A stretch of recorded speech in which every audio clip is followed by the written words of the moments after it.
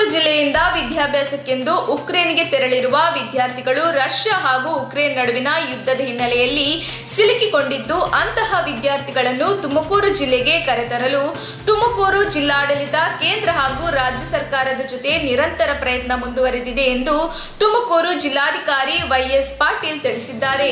ತುಮಕೂರು ಜಿಲ್ಲಾಧಿಕಾರಿಗಳ ಕಚೇರಿಯಲ್ಲಿ ಉಕ್ರೇನ್ನಲ್ಲಿ ಸಿಲುಕಿರುವ ವಿದ್ಯಾರ್ಥಿಗಳ ಪೋಷಕರು ಹಾಗೂ ಮುಖಂಡ ಮುರಳೀಧರ್ ಹಾಲಪ್ಪ ನೇತೃತ್ವದ ತಂಡದ ಜೊತೆಗೆ ಸಮಾಲೋಚನೆ ನಡೆಸಿದ ಜಿಲ್ಲಾಧಿಕಾರಿಗಳು ಇದುವರೆಗೂ ತುಮಕೂರು ಜಿಲ್ಲೆಯಿಂದ 27 ವಿದ್ಯಾರ್ಥಿಗಳು ವಿದ್ಯಾಭ್ಯಾಸಕ್ಕೆಂದು ಯುಕ್ರೇನ್ಗೆ ತೆರಳಿದ್ದು ಒಬ್ಬ ವಿದ್ಯಾರ್ಥಿನಿ ಈಗಾಗಲೇ ತುಮಕೂರು ಜಿಲ್ಲೆಗೆ ಆಗಮಿಸಿದ್ದಾಳೆ.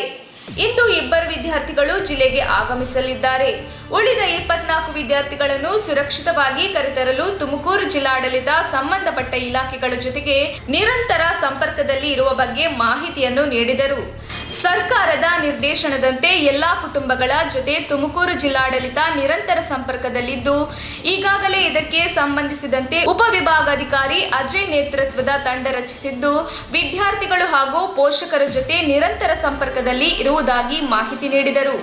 ಇನ್ನು ಉಕ್ರೇನ್ನಲ್ಲಿ ಇರುವ ವಿದ್ಯಾರ್ಥಿಗಳ ಪೋಷಕರು ಗಂಭೀರ ಸಮಸ್ಯೆಗಳನ್ನು ಗಮನಕ್ಕೆ ತಂದಿದ್ದು ಈ ಬಗ್ಗೆ ಕೂಡಲೇ ಸಂಬಂಧಪಟ್ಟ ಇಲಾಖೆಗಳಿಗೆ ಮಾಹಿತಿ ರವಾನಿಸಲಾಗುವುದು ಎಂದು ತಿಳಿಸಿದರು. ವಿದ್ಯಾಭ್ಯಾಸಕ್ಕೆಂದು ತೆರಳಿರುವ ವಿದ್ಯಾರ್ಥಿಗಳು ಈಗ ಉಕ್ರೇನ್ನಲ್ಲಿ ಸಿಲುಕಿಕೊಂಡಿರುವುದು ದುರದೃಷ್ಟಕರ. ವಿದ್ಯಾರ್ಥಿಗಳು ಎಷ್ಟು ಮುಖ್ಯವೋ ಪೋಷಕರು ಸಹ ಅಷ್ಟೇ ಮುಖ್ಯ. ಎಲ್ಲರೂ ಕೂಡ ಜಿಲ್ಲಾಡಳಿತದೊಂದಿಗೆ ಸಹಕರಿಸಲು ಪೋಷಕರಿಗೆ ಮನವಿ ಮಾಡಿದರು. ನಮಗೆಲ್ಲ ಗೊತ್ತಿರುವಂತೆ ಉಕ್ರೇನ್ನಲ್ಲಿ ಒಟ್ಟು ನಮ್ಮ ಜಿಲ್ಲೆಯಿಂದ ಈಗ ನಮಗೆ ಲಭ್ಯವಾಗಿರುವ ಮಾಹಿತಿ ಪ್ರಕಾರ ಒಟ್ಟು 27 ಜನರು ನಮಗೆ ಅಂದರೆ ವಿದ್ಯಾಭ್ಯಾಸಕ್ಕೆ ಮೆಡಿಕಲ್ ಕಾಲೇಜ್ ಮತ್ತು ಇತರೆ ದೃಷ್ಟಿಕೋನದಿಂದ ಕೋರ್ಸ್ಗಳಲ್ಲಿ ಇದ್ದಾರೆ 27 ಮಕ್ಕಳು. ಈಗಾಗಲೇ ಒಂದು ಮಗು ರೇಖಾ ಅಂತ ಏನಿತ್ತು ಆ ಮಗು ಆಲ್ರೆಡಿ ನಮ್ಮ ತುಮಕೂರಿಗೆ ರೀಚ್ ಆಗಿದೆ.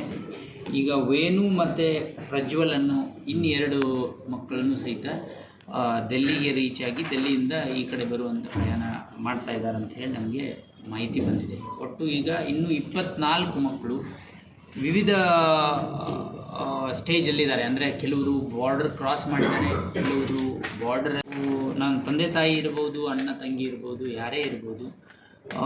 ಈ ಸಂದರ್ಭದಲ್ಲಿ ನಾವೆಲ್ಲರೂ ಅವ್ರ ಜೊತೆ ಇದ್ದೀವಿ ಅಂತ ನಾನು ಹೇಳೋಕ್ಕೆ ಇಚ್ಛಪಡ್ತೀನಿ.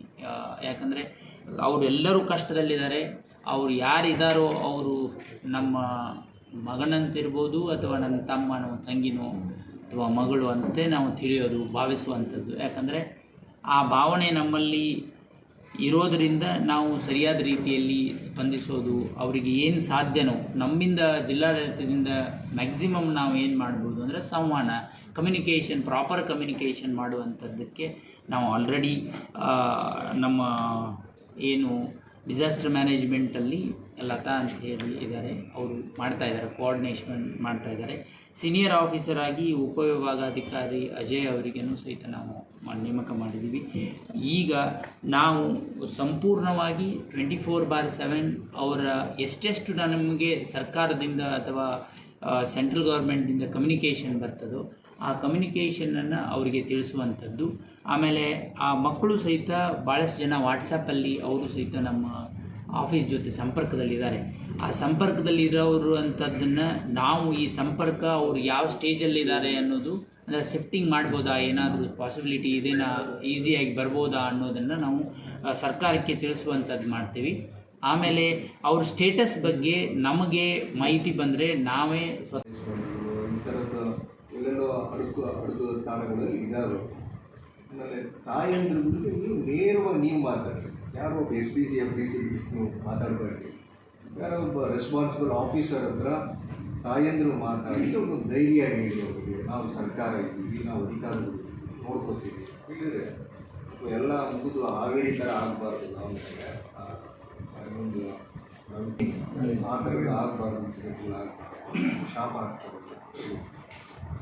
ಮುಖ್ಯವಾಗಿ ಇನ್ನೊಂದು ಹೇಳಿದ್ರು, ಈಗೆಲ್ಲ 3ನೇ ವರ್ಷ 4ನೇ ವರ್ಷ ಹೋಗ್ತೀವಿ. ಇದು ಕೆಲವು ಇದ್ದಾರೆ ಪೇರೆಂಟ್ಸ್ ಜಾಸ್ತಿ ಇದೆ. ಅವರೀಗ ವಾಪಸ್ ಬರ್ತಾರೆ, ಇವತ್ತು ನಾಳೆ ನಾಡಿದ್ದು ಹಿಂಗೆಲ್ಲ ನೀವು ಬ್ಯಾಚ್ ವೈಸ್ ಕರೆಸ್ಕೊತಾ ಇದ್ದಾರೆ. ನಮ್ಮ ಕಡೆಯಿಂದ ಮಿಸ್ಟೇಕ್ ಆಗಿದೆ. ಬೇರೆ ದೇಶದ ಮಕ್ಕಳೆಲ್ಲ ವಾಪಸ್ ಹೋಗಿದ್ದಾರೆ.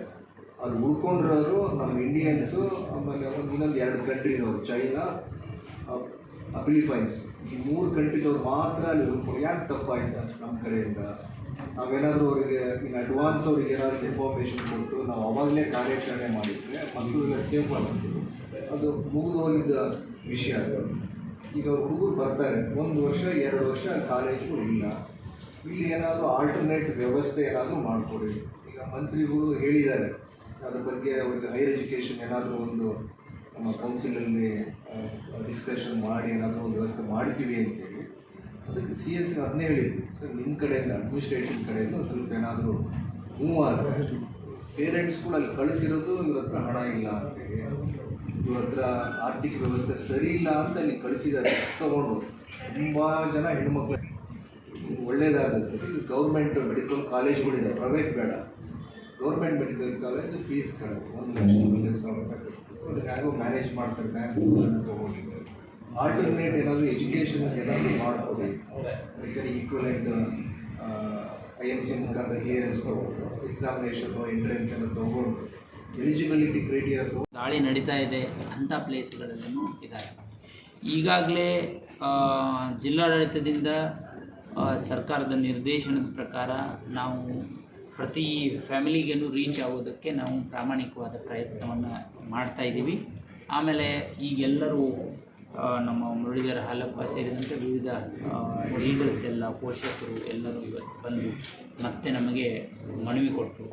ಇದರ ಸಂಬಂಧಪಟ್ಟಂಗೆ ನಾವು ಅಂದರೆ ಸರ್ಕಾರದಿಂದ ಇನ್ನೂ ಹೆಚ್ಚಿನ ಪ್ರಯತ್ನ ಆಗಬೇಕು. ಆಮೇಲೆ ಮರಳಿ ಬಂದ ಮೇಲೆ ಅವ್ರ ವಿದ್ಯಾಭ್ಯಾಸದ ಬಗ್ಗೆ, ಆಮೇಲೆ ಯಾವ ರೀತಿಯಲ್ಲಿ ಇನ್ನೂ ಒಳ್ಳೆ ರೀತಿಯಿಂದ ಕ್ರಮ ಕೈಗೊಂಡ್ರೆ ಮಕ್ಕಳು ಸೇಫಾಗಿ ಬರ್ಬೋದು ಅನ್ನೋ ಕೆಲವು ಸಜೆಷನ್ಸನ್ನು ಸರ್ಕಾರ ಮಟ್ಟದಲ್ಲೇನೂ ಅವ್ರು ಕೊಟ್ಟಿದ್ದಾರೆ.